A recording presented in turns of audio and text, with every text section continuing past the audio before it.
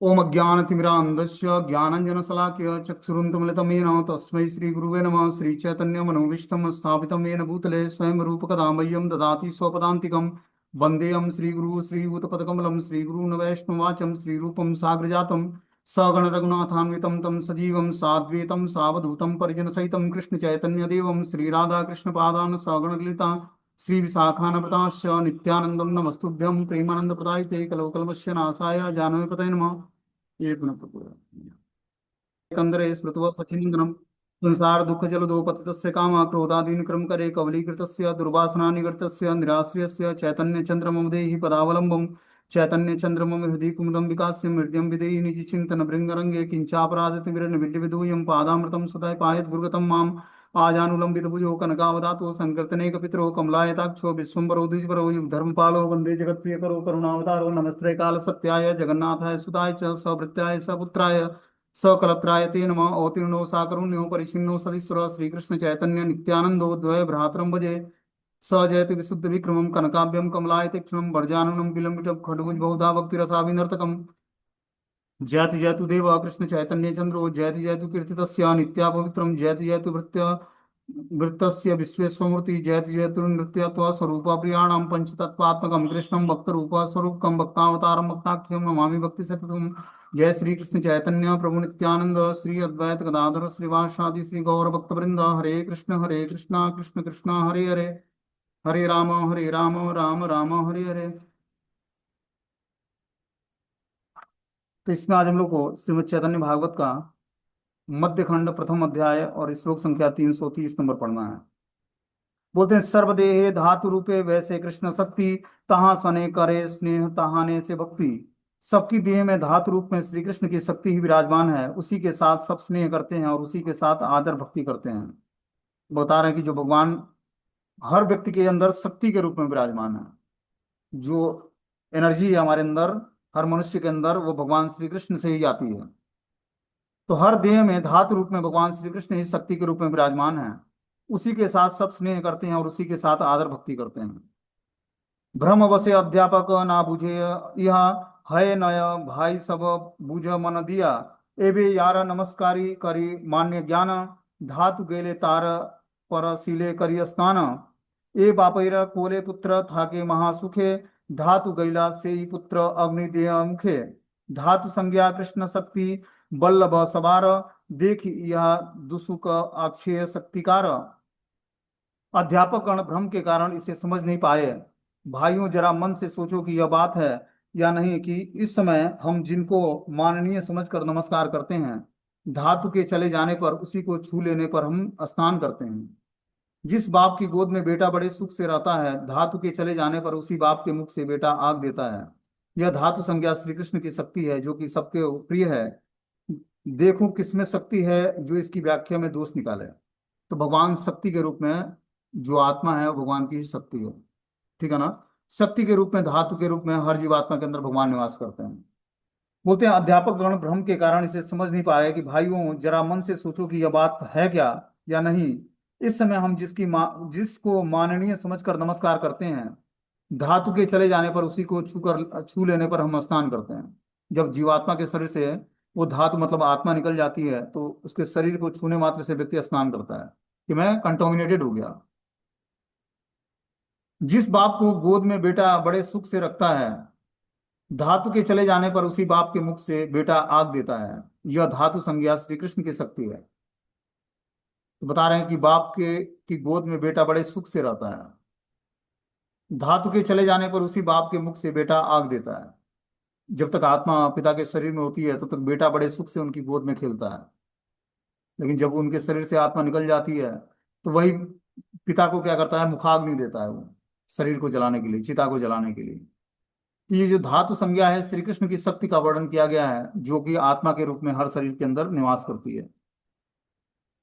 यही मत पवित्र पूज्य ये कृष्ण शक्ति हे न कृष्ण भाई सब करे दृढ़ भक्ति। इस प्रकार से जिन श्री कृष्ण की शक्ति पूज्य और पवित्र है, उस श्री कृष्ण की हे भाइयों तुम सब दृढ़ भक्ति करो। बता रहे हैं कि जो श्री कृष्ण की शक्ति पूज्य और पवित्र है, उस श्री कृष्ण को हे भाइयों सब तुम सब दृढ़ भक्ति करो, तभी जाकर श्री कृष्ण की शक्ति को बनाए रख सकोगे। जो आत्मा की शक्ति है उसको बनाए रखने के लिए शरीर में हमें क्या करना पड़ेगा, भगवान की भक्ति करनी पड़ेगी, क्योंकि यह आत्मा का धर्म है भगवान की भक्ति। जिस तरह शरीर का धर्म है शरीर को मेंटेन करना, उसी तरह आत्मा का धर्म है आत्मा को मेंटेन करने के लिए भगवान की भक्ति करना। शरीर को मेंटेन करने के लिए क्या करते हैं हम, शरीर के धर्म का पालन करते हैं। जैसे शरीर का धर्म है माता पिता भाई बहन दोस्त मित्र की सेवा करना, स्नान करना, भोजन करना, श्वास लेना, ये सब शरीर की आवश्यकता है। उसी तरह आत्मा की आवश्यकता क्या है, दृढ़ भक्ति करना। बल कृष्ण भज कृष्ण सुन कृष्ण नाम, अहर्निश श्री कृष्ण चरण कर ध्यान, यहार चरणे दुर्बा जल दिले मात्र, कभू नहे यमीर से अधिकार पात्र।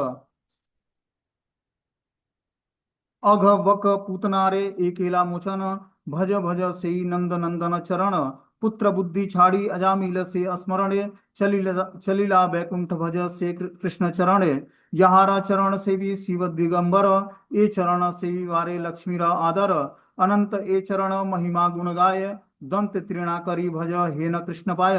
कृष्ण बोलो कृष्ण भजो और कृष्ण नाम ही सुनो। दिन रात श्री कृष्ण चरणों का ही ध्यान करो। जिस श्री कृष्ण के चरणों में दुर्बा और जल मात्र चढ़ाने वाले पर यमराज का अधिकार नहीं रह जाता, और जिन्होंने अघासुर बकासुर और पूतना तक का उद्धार कर दिया, उस नंद नंदन के श्री चरणों का भजन करो। पुत्र बुद्धि छोड़कर जिनका स्मरण करने से अजामिल बैकुंठ को चला गया, उस श्री कृष्ण के चरण कमलों को भजो। जिनके चरणों का सेवन करके शिव जी दिगंबर हैं, जिन चरणों की सेवा से लक्ष्मी का बड़ा ही आदर बढ़ जाता है, और अनंत देव जिनके चरणों की महिमा के गुणों का गान करते हैं, दांतों में तृण लेकर उस श्री कृष्ण के चरण कमलों का भजन करो। यहाँ पर बता रहे हैं कौन, वृंदावन दास ठाकुर, कि कृष्ण बोलो कृष्ण भजो और कृष्ण का ही नाम लो। दिन रात श्री कृष्ण चरणों का ही ध्यान करो। जिस श्री कृष्ण के चरण कमलों में दुर्बा और जल मात्र चढ़ाने वाले यमराज का अधिकार नहीं रह जाता, जो भगवान के चरण कमलों में दुर्बा दल और थोड़ा सा जल चढ़ाता है, उसको अधिकार, उसको यमराज नहीं ले जाता। जिस भगवान ने अगासुर बकासुर और पूतना तक का उद्धार कर दिया, उस नंद नंदन के श्री चरणों का भजन करो। पुत्र बुद्धि छोड़कर जिसका स्मरण करने से अजामिल वैकुंठ को चला गया। अजामिल ने अपने पुत्र का स्मरण किया अंतकाल में कि नारायण बचा लो, जबकि उसने अपने पुत्र का स्मरण किया। लेकिन पुत्र का स्मरण करने मात्र से पुत्र बुद्धि छोड़कर उसने भगवान का स्मरण किया, क्योंकि पुत्र का नाम नारायण था, लेकिन उसने नामाभास की स्थिति में अपने पुत्र का नाम लिया, इसलिए अजामिल को वैकुंठ प्राप्त हुआ। ऐसे करुणामय भगवान के चरण कमलों का को भजो, जिनके चरण कमलों का सेवन करके शिव जी दिगंबर हैं, जिन चरणों की सेवा करके लक्ष्मी को बड़ा ही आदर मिलता है, अनंत देव जिनके चरणों की महिमा के गुणों को का गान करते हैं, दांतों में तृण लेकर उन श्री कृष्ण के चरण कमलों का भजन करो। कि दांतों में तृण दबाकर हमें क्या करना चाहिए, दीनता पूर्वक भगवान के श्री चरणों का भजन करना चाहिए। कृष्णेतर अन्य समस्त सिद्धांत विरुद्ध प्रजल्प और रसाभास आदि का परित्याग करके सब समय निष्कपट भाव से सेवनमुखी जीवा से कृष्ण नाम उच्चारण करो। बाह्य जगत की वस्तुओं को भोक्ताभिमान से भोग्य समझकर भोग करने की बजाय स्वयं को कृष्ण का नित्य सेवोपकरण जानकर निरंतर कृष्ण के शुद्ध नाम कीर्तन के अनुकूल सेवा अनुष्ठान आदि के समापन संपादन में नियुक्त रहो। निष्कपट भाव से सेवनमुखी कानों द्वारा भोग भोग पर अनित्य अचिंत शब्द कोलाहल के सुनने से जो आत्मेंद्रिय तर्पण इच्छा उठती है, उसका परित्याग करके कृष्ण भिन्न शब्द ब्रह्म कृष्ण नाम कथा का श्रवण करो। इंद्रिय जन्य ज्ञान से अनित्य सुख प्राप्ति की आशा का विसर्जन करके निरंतर सेवन मुखी शुद्ध चित्त से श्री कृष्ण पाद पद्मों का स्मरण करो। यहाँ बता रहे हैं कि कृष्णेतर अन्य समस्त सिद्धांत विरोधी प्रजल्प और रसाभास आदि का परित्याग करके सब समय निष्कपट भाव से जीवा से कृष्ण नाम का उच्चारण करो। जब जीवात्मा कृष्णेतर अन्य सिद्धांत जो विरुद्ध बातें हैं कृष्ण भक्ति के प्रतिकूल, उस प्रजल्प को छोड़कर उसका परित्याग करके और निष्कपट भाव से जीवा से भगवान कृष्ण का नाम उच्चारण करता है, बाह्य जगत की वस्तुओं पर भोक्ता अभिमान का परित्याग करके और कृष्ण का नित्य सेवो उपकरण बनकर और निरंतर ही भगवान के शुद्ध नाम का कीर्तन करता है और अनुकूल भाव से सेवा अनुष्ठान संपादन करता है, निष्कपट भाव से सेवनमुखी कानों द्वारा भोग का परित्याग करके शब्द कोलाहल को सुनता है और आत्म इंद्रिय तर्पण इच्छा उठती है, उसके अंदर अपनी आत्मा की तृप्ति की इच्छा जब जागृत होती है, इस प्रकार वह शब्द ब्रह्म कृष्ण का नाम और कथा का श्रवण करता है, तो इंद्रिय जन्य ज्ञान के अनित्य सुख प्राप्ति की आशा का विसर्जन करके निरंतर सेवन मुखी शुद्ध चित्त से श्री कृष्ण के पाद पद्मों का स्मरण कर पाता है। जब हम इस कान से क्या करेंगे, पहले जीवा से भगवान के नाम का उच्चारण करेंगे और कानों से सुनेंगे, और भगवान के नाम रूप गुण लीलाओं का कीर्तन कानों से सुनेंगे, तब हमारे अंदर जो भोग की इच्छाएं हैं वो नष्ट होंगी, और धीरे धीरे आत्म इच्छी आत्म तर्पण की आत्म इंद्रिय तर्पण की इच्छा का परित्याग करके कृष्ण नाम कथा का श्रवण करेंगे, तो कृष्ण की इंद्रियों को तर्पण करने की इच्छा हमारे अंदर जागृत होगी, और इस प्रकार हम भगवान का स्मरण कर पाएंगे। श्री हरि के श्रवण कीर्तन और स्मरण का क- कर्तव्यता का श्लोक शौनक आदि के प्रति श्री सूत गोस्वामी बोलते हैं कि तस्मादेकेन मनसाम भगवान सात्वताम पति श्रोतव्यम कीर्तितव्यश्च ध्येयम पूजस्य नित्यदा। अर्थात भक्ति प्रधान धर्म की चरम अनुष्ठान के योग्य है, इसलिए एकाग्र मन से भक्त वत्सल वासुदेव का ही श्रवण कीर्तन और मनन और अर्चन करना चाहिए। बोलते हैं कि भक्ति प्रधान धर्म की चरम अनुष्ठान के योग्य है। भक्ति ही धर्म का चरम अनुष्ठान है, क्योंकि धर्मम तो साक्षात भगवत प्रणीतम। धर्म का मतलब है कि भगवान को के शरणागत होना। तो धर्म का चरम अनुष्ठान क्या है? भक्ति करना। एकाग्र मन से भक्त वत्सल भगवान वासुदेव का ही श्रवण कीर्तन मनन और अर्चन करना चाहिए। तस्मात् भारतम सर्वात्मा भगवान ईश्वरो हरि श्रोतव्यम कीर्तितव्यश्च स्मरतव्यश्च क्षताम अव्ययम। अर्थात इसलिए हे वंशावतस्य, जो व्यक्ति अभय पद की आकांक्षा रखते हैं उनके लिए आवश्यक है कि वे सर्वात्मा भगवान परमेश्वर श्री हरि का ही नाम श्रवण कीर्तन और स्मरण करें। बोलते हैं कि परीक्षित महाराज को श्री सुखदेव गोस्वामी बोलते हैं कि हे भरतवंशी, जो व्यक्ति अभय पद की आकांक्षा करता है, अभय पद को प्राप्त करना चाहता है, उसके लिए यह आवश्यक है कि वह सर्वात्मा भगवान परमेश्वर श्री हरि का ही नाम श्रवण कीर्तन और स्मरण करे। आगे जो है दूसरे स्कंद के दूसरे अध्याय के 36वें श्लोक में परीक्षित महाराज के प्रति सुखदेव गोस्वामी का कहना है कि तस्मात् सर्वात्मन अमराजम हरि सर्वत्र सर्वदा श्रोतव्य कीर्तितव्यश्च स्मरतव्यो भगवान नृणाम। अर्थात इसलिए हे राजन, सर्वात्मा के द्वारा सर्वत्र भगवान श्री हरि का ही श्रवण कीर्तन और स्मरण करना कर्तव्य बनता है हर जीवात्मा का। जो व्यक्ति श्री कृष्ण के गुणानुवाद में अनुरक्त चित्त से को उनके पाद पद्मों में एक बार भी लगा देता है, तो उसी समय उसकी पूर्व पापराशि का प्रायश्चित हो जाता है। फलतः वह स्वप्न में भी यमराज तथा उनके पासधारी यमदूतों को नहीं देखता है। जो एक बार भी भगवान श्री कृष्ण के गुणानुवाद में अपने अनुरक्त चित्त को लगाकर भगवान के पाद पद्मों का आश्रय ले लेता है, उसकी समस्त पाप राशि और प्रायश्चित हो जाती है, पाप राशियों का प्रायश्चित हो जाता है। वे स्वप्न में भी यमराज के पास में कभी यमदूतों के पास में नहीं बनता है। आगे बता रहे हैं कि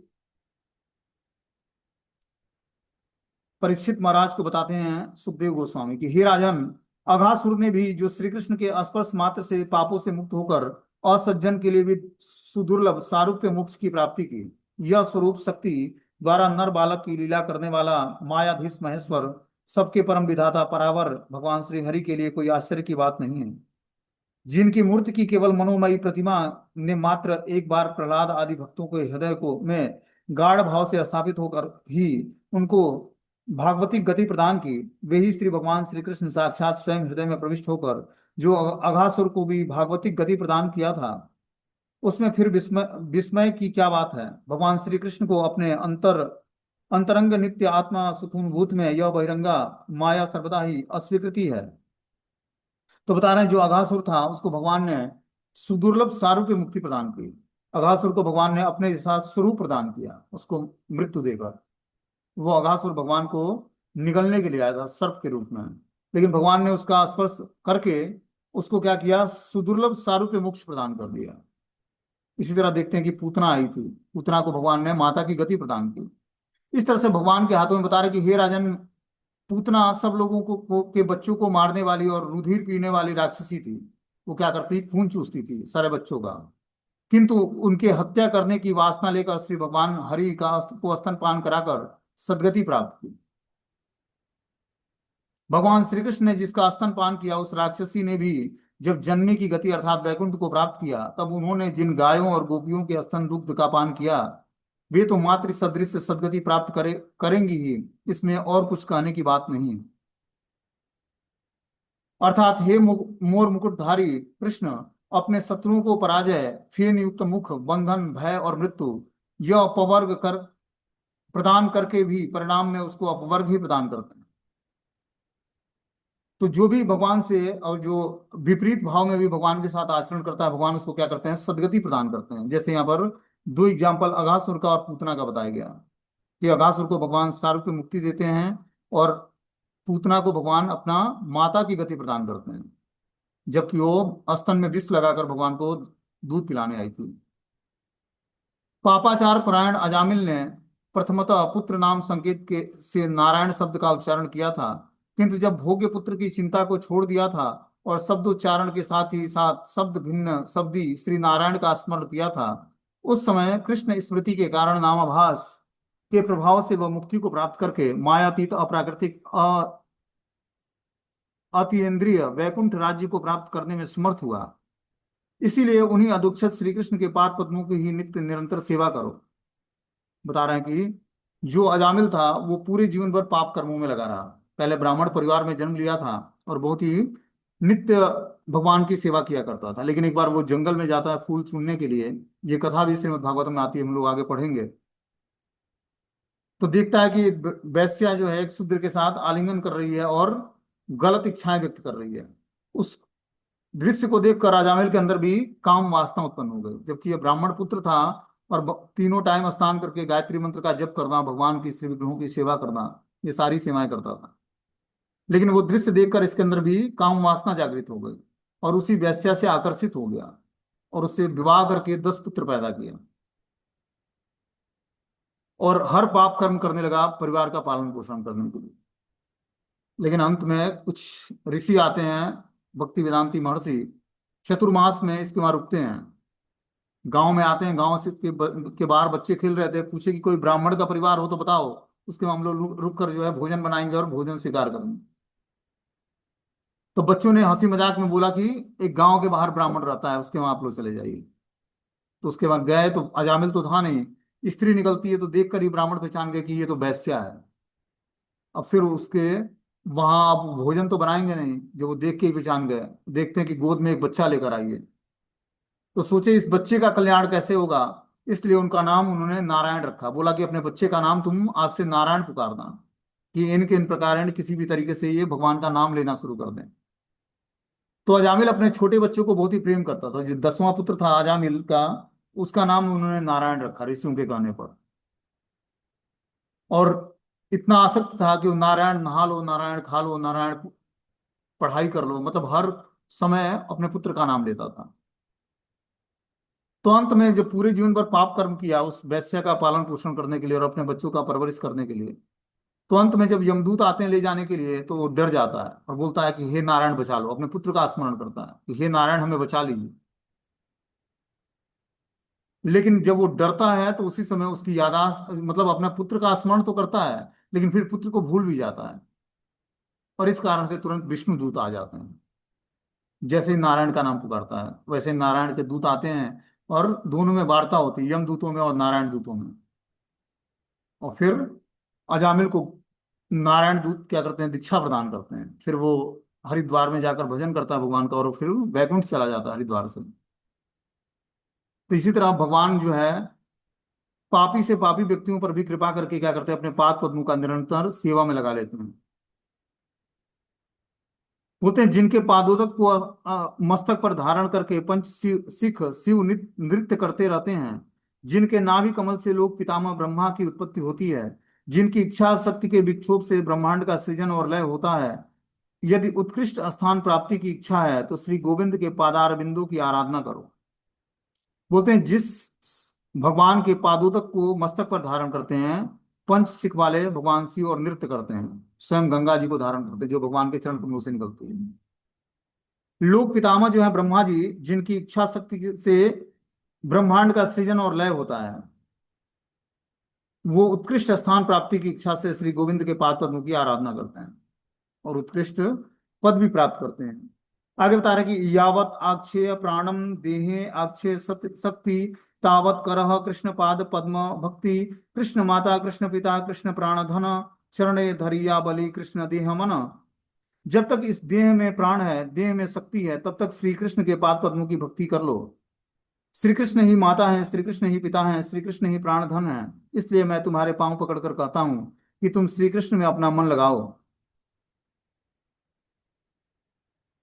इस श्लोक में यदुराज के प्रति अवधूत ब्राह्मण की उक्ति है। श्रीमद् भागवतम के 11वें स्कंद के 9वें अध्याय के 29वें श्लोक में आता है, जो इससे मिलता जुलता श्लोक है। बोलते हैं यदुराज के प्रति अवधूत ब्राह्मण उक्ति करता है, बोलता है कि लब्ध्वा सुदुर्लभमिदं बहु संभवान्ते मानुष्यमर्थ दमनी नित्यं पिहम धीरः तूणे यतेत्य न पद अनु मृत्यु यावन निःश्रेयसाय विषयम खलु सर्वतम स्यात्। अर्थात अनेक जन्मों के बाद इस अत्यंत दुर्लभ परमार्थप्रद किंतु अनित्य मानव जन्म को प्राप्त करके धीर व्यक्ति को जब तक मृत्यु दोबारा निकटस्थ न हो तब तक क्षण मात्र का भी विलंब न करके चरम कल्याण प्राप्ति के लिए चेष्टा करें। बोलते हैं कि अनेक जन्मों के बाद इस अत्यंत दुर्लभ परमार्थ प्रद किंतु अनित्य मानव जन्म को प्राप्त करके धीर व्यक्ति को जब तक मृत्यु दोबारा निकटस्थ न हो तब तक क्षण मात्र का भी विलंब करके न करके चरम कल्याण प्राप्ति के लिए चेष्टा करनी चाहिए। चरम कल्याण प्राप्ति कैसे होगी? जब हम भगवान की भक्ति करेंगे। जो दुर्लभ परमार्थ पद है उसको प्राप्त करने के लिए हमें भगवान की शरण ग्रहण करनी पड़ेगी। बोलते हैं अर्थात हे सज्जन वृंद, मैं दांतों में तिनका धारण करके, ये चैतन्य चंद्रामृत में एक श्लोक आता है कि दंते निधाय तृणकम पदयो निपत्य कृत्वाम च काकु सत्यमेत दह्यम ब्रवीम हे साधवम सकल सकलमेव विहायम दुराद्य गौरांग चंद्र चरणे पुरतानुरागम। अर्थात हे सज्जन वृंद, मैं दांतों में तिनका धारण करके आपके चरण युगलों में गिरकर दैन्यता के साथ प्रार्थना करता हूं कि आप सब प्रकार से के धर्मों का दूर से परित्याग करके गौरांग चंद्र के चरणों में अनुरक्त हो जाओ। हमें क्या करना पड़ेगा? विनम्रता धारण करके भगवान के चरण कमलों में दैन्यता पूर्वक प्रार्थना करनी पड़ेगी। और इस प्रकार दैन्यता पूर्वक प्रार्थना करके सब धर्मों का परित्याग करके भगवान श्री गौरांग महाप्रभु की शरण ग्रहण करनी पड़ेगी। आगे जो है 7वें स्कंद के पहले अध्याय के 31वें श्लोक में युधिष्ठिर महाराज को देवर्षि नारद संदेश देते हैं। बोलते हैं कि तस्मात् केनाप्य उपायेन मन कृष्ण निवेश, अर्थात इसलिए जिस किसी भी उपाय से कृष्ण में मन को लगा देना चाहिए। येन केन प्रकारेण मन कृष्ण निवेश, किसी भी प्रकार से जिस प्रकार मन को लगे, कभी नाम जप करके, कभी भगवान की कथा का श्रवण करके, कभी प्रणाम करके, कभी भगवान के श्री विग्रहों की सेवा करके, कभी धाम की यात्रा करके, जिस तरह हो सके उस तरह में अपने मन को बार बार भगवान के श्री चरणों में सेवा में लगाना चाहिए। दास्य भावे कहे प्रभु आपन महिमा हरिला प्रहर दुई तबु नाही सीमा। प्रभु दास्य भाव में स्वयं ही अपनी महिमा का वर्णन कर रहे हैं। दोपहर हो आई तब भी वर्णन का अंत नहीं हुआ। यहाँ पर भगवान अब आगे दास्य भाव का वर्णन करते हैं कि सुबह से दोपहर हो गया तभी भी वर्णन का अंत नहीं हुआ। मोहितम पड़ुया सबे सुने एक मने दुरुक्ति करिते कारो ना आयसे बदन। सभी विद्यार्थी एकाग्र मन से ऐसे मोहित होकर उसे सुनते रहे कि किसी के मुख से उत्तर प्रत्युत्तर की कोई बात ही ना निकली। से सबे कृष्ण रदास जानिया निश्चय कृष्ण यारे पड़ा ये न से की अन्य हय। यह निश्चय समझ लो कि वे सब विद्यार्थी श्री कृष्ण के ही निज दास थे, जिनको श्री कृष्ण स्वयं पढ़ा रहे थे। भला वे क्या दूसरा कोई हो सकते हैं? तो बता रहे हैं कि स्वयं जो चैतन्य महाप्रभु जिस विद्यार्थियों को पढ़ा रहे थे वो भला और कोई नहीं था, श्री कृष्ण स्वयं पढ़ा रहे थे चैतन्य महाप्रभु के रूप में, और सब उनके निज निज दास थे भगवान के। कद क्षणे बाह्य प्रकाश शीला विश्वम्भर चाहिया सवारे मुख लज्जित अंतर। उस समय बाद प्रभु विश्वम्भर को बाह्य ज्ञान का प्रकाश हुआ और सबके मुख की ओर देखकर वे मन ही मन लज्जित हो गए। अब लज्जित इसलिए हो गए कि वो संस्कृत व्याकरण पढ़ाया करते थे, लेकिन संस्कृत के क्लास में अब जब से उन्होंने ईश्वरपुरी पाद से दीक्षा लिया तो हर संस्कृत के अलंकारों को, छंदों को, समासों को वो भगवान से जोड़ देते हैं। और इस कारण वो जब बाह्य चेतना में आते तो लज्जित हो जाते हैं कि मैं क्या पढ़ा रहा हूँ। प्रभु बोले धातु सूत्र बखानील केन पढ़ुआ सकल बले सत्य अर्थ एन। ये सबे ये अर्थ तुम्हें करीला व्याख्यान कार बापे तहार करीबार पारे आन। यत एक बखाना तुम्हें सब सत्य हय सबे ए उद्देश्य पड़ी तार अर्थ नय। प्रभु ने पूछा कि धातु सूत्र की व्याख्या कैसे हुई। सब विद्यार्थी बोले कि अर्थ तो बहुत सही हुआ है। जिस शब्द का जो अर्थ आपने बताया है उसको उलट देने की सामर्थ्य किसी किसी में नहीं है। जो कुछ आपने कहा है वो सब सत्य ही है, परंतु हम जिस उद्देश्य से पढ़ते हैं उसके अनुसार यह अर्थ नहीं है। बोलते हैं कि विद्यार्थियों ने बोला कि प्रभु ने पूछा कि धातु सूत्र की जो हमने व्याख्या की है वो कैसा लगा आपको। सब विद्यार्थियों ने बोला कि अर्थ तो बहुत ही सही है, लेकिन जिस शब्द का अर्थ आपने बताया उसको उलट देने में सामर्थ्य किसी में नहीं है। लेकिन जो कुछ आपने कहा है वो सब सत्य है, परंतु हम जिस उद्देश्य के लिए पढ़ते हैं उसके अनुसार यह अर्थ नहीं है। क्योंकि यहाँ पर अब भगवान जिस अर्थ में, भगवान गौरांग महाप्रभु जिस अर्थ में अर्थ बता रहे हैं वो तो बस कृष्ण भक्ति के लिए बता रहे हैं। लेकिन वो जो संस्कृत पाठशाला में बच्चे पढ़ते थे, छात्र पढ़ते थे, वो तो संस्कृत व्याकरण व्याकरण की पढ़ाई करते और उसका भक्ति से कुछ लेना देना नहीं था। इसलिए वो बोलते हैं कि जिस भाव से, जिस उद्देश्य से हम लोग पढ़ते हैं उसके अनुसार यह अर्थ नहीं है। बोलते हैं आपने विद्ध रूढ़ि वृत्त के आश्रय से जो अर्थ किया है वही एकमात्र वास्तव नित्य सत्य है। हम अज्ञ रूढ़ि वृत्ति के सहयोग से शब्द के जिस उद्देश्य या तात्पर्य की व्याख्या करते हैं वह तत्कालिक अर्थ प्रतीति होने पर भी यथार्थ या प्राकृतिक सत्यार्थ नहीं है, परंतु कदर्थ मात्र है। अब आगे बोलते हैं कि प्रभु बोले कह देखी हमारे सकल वायु व हमारे करी अच्छे ए बिहल सूत्र रूपे कौन वृत्ति करी व्याख्यान शिष्य वर्ग भले सबे एक हरिनाम सूत्र वृत्ति टिकाय बखाना कृष्ण मात्र बुझिते तुम्हार व्याख्या केवा आचे पात्र भक्ति र श्रवण ए तुम्हार आसी है तहाँ ते तुम्हारे कभू नर ज्ञान न है।